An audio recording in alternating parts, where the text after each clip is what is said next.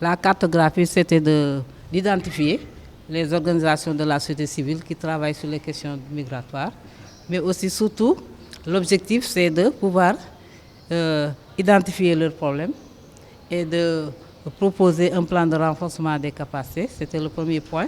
Et le deuxième point, c'est pour un peu voir comment il faut renforcer la coopération avec l'État. Donc la concertation et les échanges avec l'État.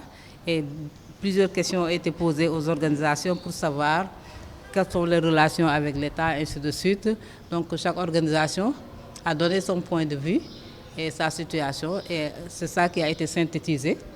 Donc au regard de cela, donc, la nécessité de renforcer le dialogue entre la société civile et l'État a été posée comme problématique majeure.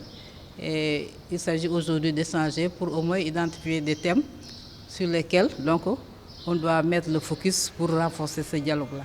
La politique migratoire aujourd'hui ne dépend pas d'un seul pays. Donc seuls les États ne peuvent pas régler ce problème, ni l'Union européenne ni autres, mais par contre, eux, ils s'arrogent le droit d'édicter des lois, de mettre en place des frontières, des forteresses. Et nous, en face, je pense qu'on se doit de répondre aussi, en insistant sur la protection des droits des migrants, en insistant sur la valorisation de l'apport. Vous avez parlé tout de suite de l'apport économique. L'apport des diasporas, qui, quand on le mesure au PIB des États, voit que c'est considérable et que cet apport qui représente plus de 4 fois l'aide publique au développement devrait être pris en compte dans les politiques étatiques